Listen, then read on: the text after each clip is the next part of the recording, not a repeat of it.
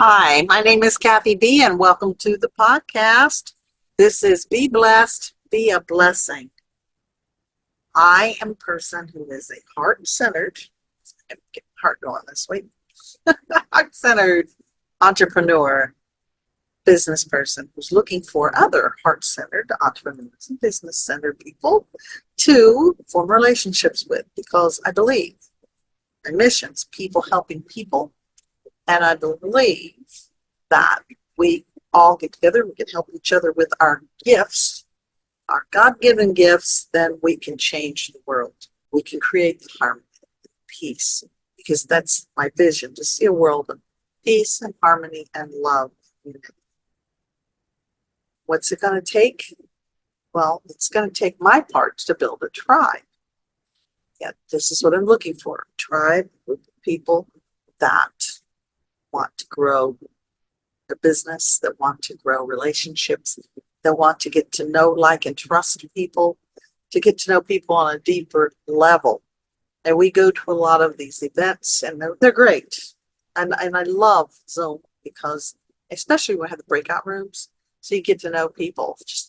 Just that next layer of taking it to the next layer.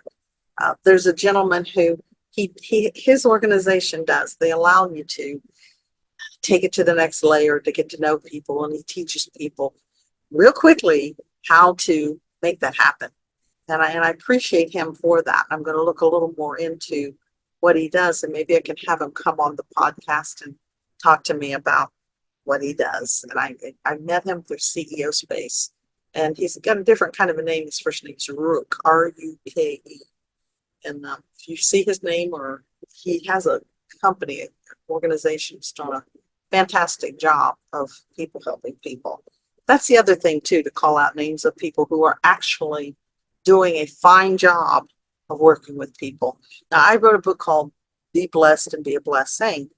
In this book, I started on the book in 1997, and I started gathering different things that ways people were helping people online, mostly so I could let people know you can grow your business online. Because in 1997, I had to grow my husband's business online, and I was also working on a project called Footprints in the Sand by Mary Stevenson, and that's the author of Footprints. There's a story there of meeting her through that connection with God again.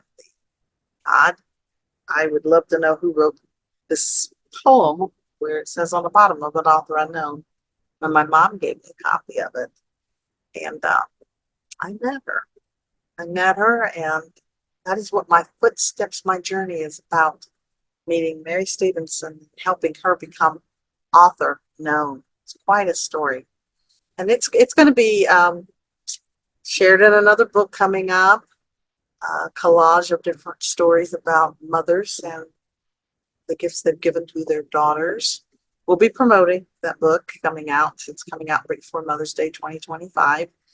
And also, we're working on some other projects that are film type projects with this, including a documentary about my time with this. But I'm looking for people to work with you guys. I love to do live events, speaking events.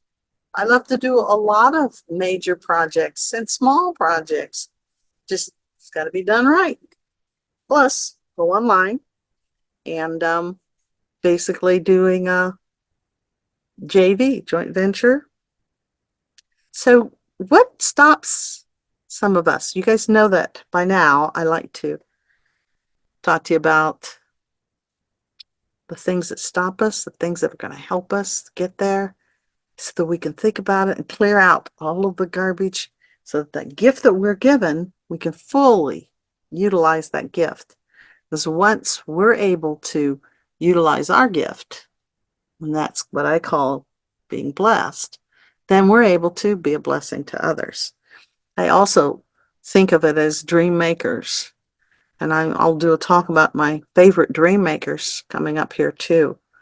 But right now, I want to talk about something that stops people dead in their tracks, literally sometimes. It's called fear. And I was, you've seen the acronym for fear. I'm going to write it out on this little thing here. F E A R.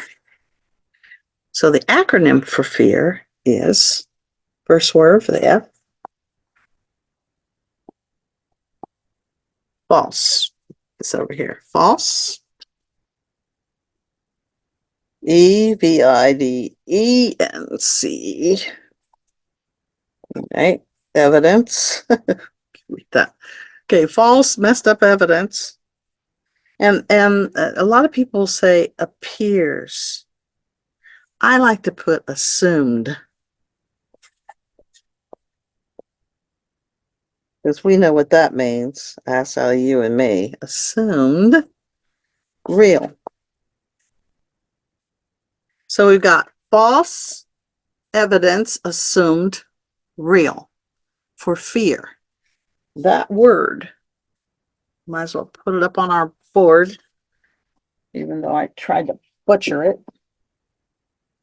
is what we're going to be talking about today. Because it's something that holds people back, not just for a season. Sometimes it'll hold people back for an entire lifetime. And what does, I love our quotes. So digging into our quotes and finding out what our scholars and biblical people think about this quote, we'll start with the Bible. And we got 2 Timothy going on, 1:7. For God has not given us a spirit of fear, but of power and of love and of a sound mind. So I'm going to read you some of the other quotes from scholars and learned people, some famous, some alive, some not alive anymore. But here we go. Number 1, the only thing we have to fear is fear itself. Franklin D. Roosevelt. Number 2, fear is the path to the dark side. Fear leads to anger. Anger leads to hate. Hate leads to suffering. And this was Yoda, George Lucas' character. Number 3, do one thing every day that scares you. That's Eleanor Roosevelt. Do one thing every day that scares you. Okay. Number 4, fear doesn't shut you down. It wakes you up. That's Veronica Roth. Number 5, the brave man is not he who does not feel afraid, but he who conquers that fear. That's Nelson Mandela. Number 6, you gain strength, courage, and confidence by every experience in which you really stop to look fear in the face. That's Eleanor Roosevelt. Number 7, fear is only as deep as the mind allows. Now that's a Japanese proverb. Number 8, courage is resistance to fear, mastery of fear, not absence of fear. That's Mark Twain. Number 9, everything you want is on the other side of fear. Jack Canfield, Chicken Soup for the Soul. Number 10, don't be afraid of your fears. They're not there to scare you. They're there to let you know that something is worth it. I'm going to read that again. I kind of butchered that. Let's go. It's C. Joy Bell C. is what the name is. All right, let's go. Don't be afraid of your fears. They're not there to scare you. They're there to let you know that something is worth it. Never thought of it that way. That's why it's nice to read these.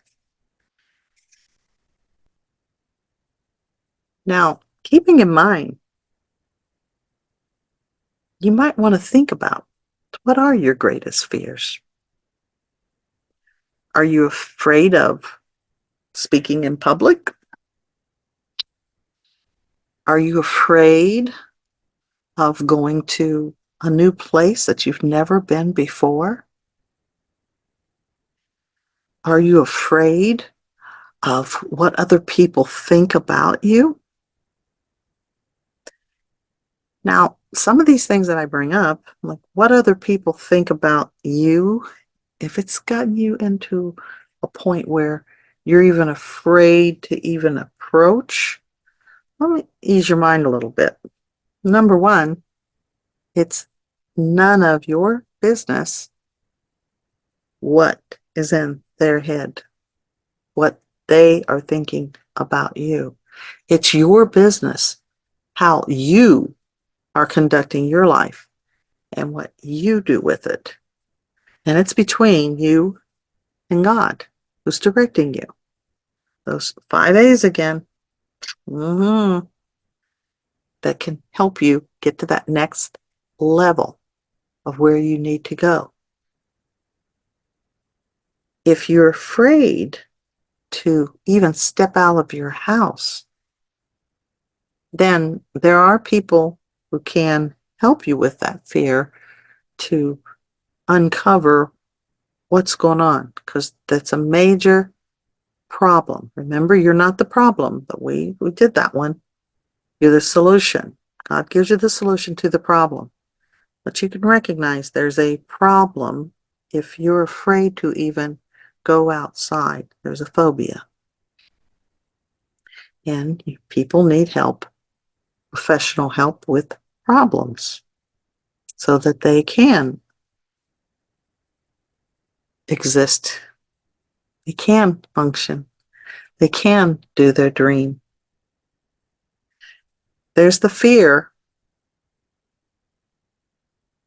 of water, fear of flying, fear of all kinds of fears and phobias. In fact, if we looked up how many fears there are, if we ask Chat AI GP, how many fears are there? There'll probably be thousands of different types of phobias that people have. So how do you get over those fears? Now, some places that I've been in, when you go into these organizations and people are trying to help the masses, and it's fun. It's fun.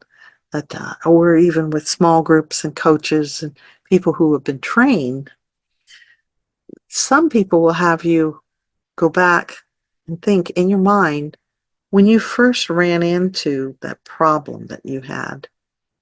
It could have been a parent that said, "You can't do that." It scared you. You can't get in that water.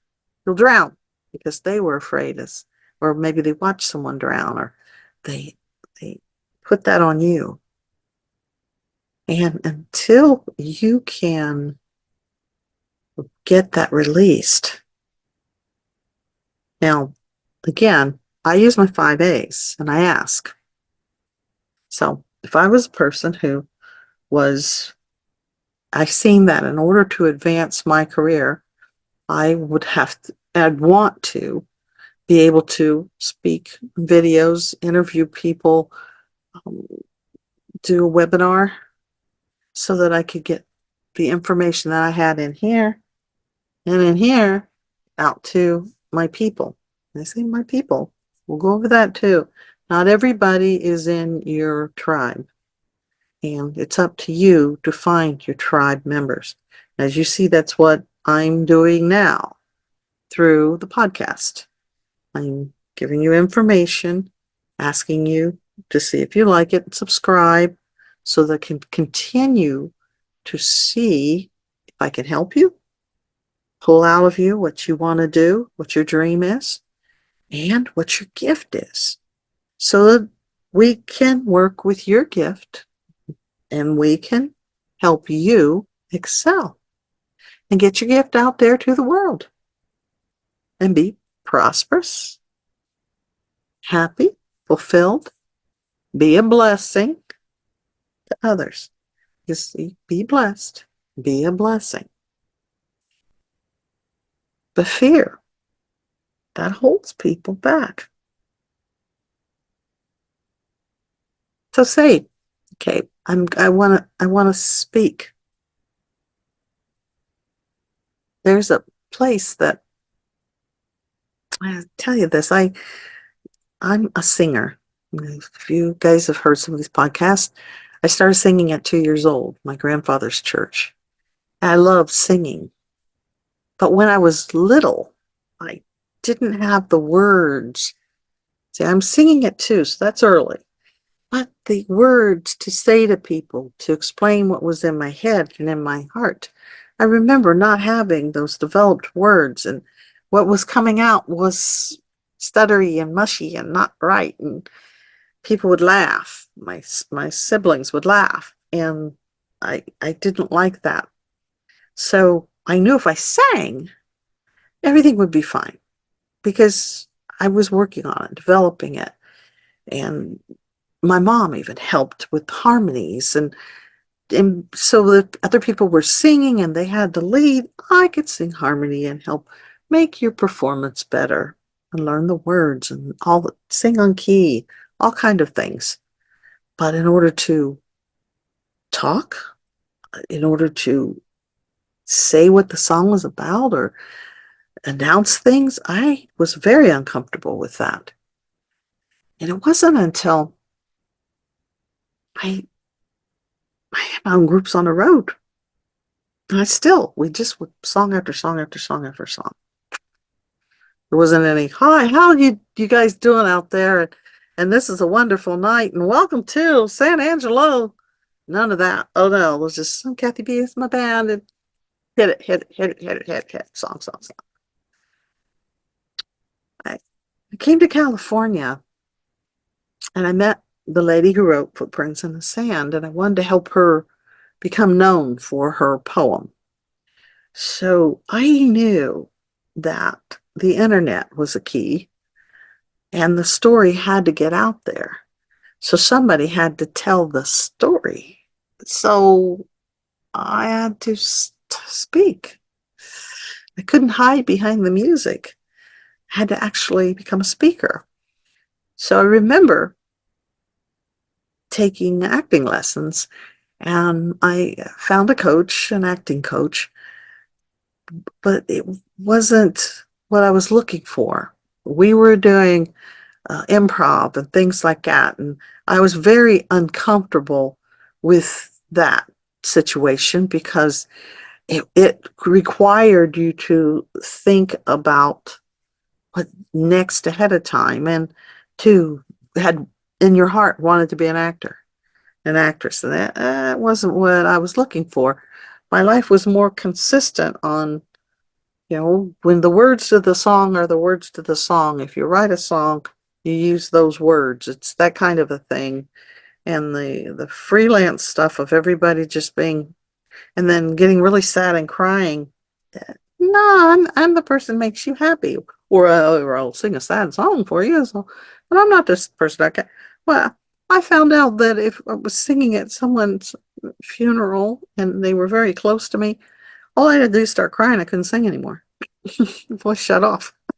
It probably was another one of them phobias that I needed to work through. So I went to Toastmasters, believe it or not. Somebody told me about Toastmasters, and I love their program. I like the idea that they had books that you could read, and they had their weekly meetings, and you could go to other people's meetings, and that you were encouraged to speak, and you were given topics to speak on, and the topics came from books, or you could study like debates. They had all kind of books on everything. Because I knew I wanted to grow, but I needed to be able to speak. And the one thing that I can say that really encouraged me about Toastmasters, there's so many good things. I stayed there for 7 years and won a great big trophy that I still have. This one thing that they did was they told you after you spoke, they would critique, but they would always start. This was this is what their rule was. Start with what they liked first about your speech. It was so nice. They told you what you did well first, then what you could improve on. I loved that because it didn't tear you down, put you down. And sometimes when you hear the bad news first, then you're so caught up into this, well, what did I do wrong and why did I do that? And you don't hear the good news. But if you can hear that good news first, you did this and this and this and this, and I was just really excited about that. The only thing I could say to grow on, see, that just sounds so much better. So that helped me to get over my fear of speaking. And it was a lot of practicing, a lot of growing, taking bigger chances, getting out there. And it wasn't long where I was on a TV show and I was being, they were interviewing me on the show. That the producer of the show, she says, well, you're really good. Why don't you do your own show? And I said, well, why don't you produce it for me? She says, okay, I will. And that's how I was lined up to do my very first talk show. Her name's Donna. Hi, Donna. Love her. She is a wonderful person. And through these years, we've always helped each other. This is that people helping people thing. It does work. And when you're doing that, you're giving your best and they're giving their best. And you're honest with each other. See, I never said that I knew everything. We don't. I know that. I never said, though, that I couldn't learn what I needed to learn. I found that out through a lady named Goldie Hawn. Yes, the famous actress Goldie Hawn. A friend of mine was her masseuse, and she asked me if I would like to meet Goldie Hawn, and I said, well, yeah, I had just come out with an album, my first album, Kathy B. Stings, and I said, well, I'd love to meet her. Can I bring her an album? She said, sure, why not? So when we went to meet Goldie Hawn, I was still kind of, are we really doing this? Till we drove up to the gate where you had to, before you even get in, you had to pick up the phone and call. Oh yeah, this is serious stuff here. And then we went in, and her daughter Katie was little at the time, and Katie goes, "Want to see a picture of my mom?" Going, oh, okay. So we're waiting on Goldie. She was running. Katie had a picture of Goldie, and Goldie didn't have a top on and was going, I said, Katie, that she was like flexing, and I said, Katie, that's not nice. I don't think your mom would like that. I said, here's my album. You can have it. I gave Katie the album. Just don't show that to everybody, Katie. So Goldie finally shows up, and I asked her if it was okay if I could ask her a few questions. Because it was very, thanked her for all the things that she had done and her fame and everything. And she had already accomplished the Private Benjamin movie, and it was one of my favorite movies. I love that. Laughing and all the different things. So I asked her, I said, you did Laughing and all the projects you were doing, all the movies, and then Private Benjamin, which you really had a big part in that one. Did you plan to do all those things? Did you have that planned ahead of time in advance? She says, no. She said, they offered me something. I said, yes. If I wanted to do it, I said, yes. Then I learned how to do it. And I said, do you know how you just freed me? That's amazing. Because I had always thought you had to learn before you could even approach. No, say yes, then learn how. Make it happen. When you learn how, you do your very best. So that was, again, these moments in time. You meet these fabulous people, and it's good to know their background because And you can ask them the questions that they, and sometimes only they, have the answer to a key that can unlock something for you in your life. So as for fear, fear of the unknown. Fear of what if they don't like me? Fear of what if they reject me altogether? Fear of what if I get hit by a car? Fear of I don't want to fly in an airplane. What if it goes down? Fear of a boat. There's too much water out there. Fear getting in your way. Which one of those fears is getting in your way? Which fear do you need to work on?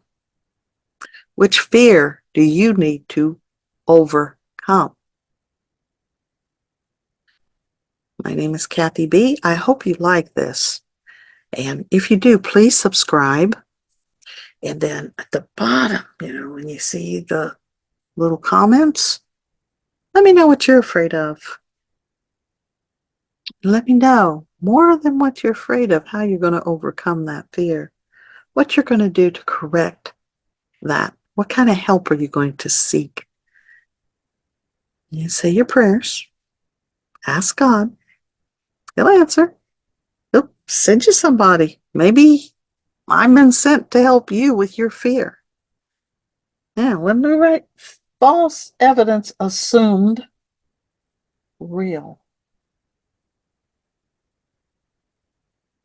So get over that because we need to work together. I'm forming my tribe. Remember? And you can be a part of my tribe.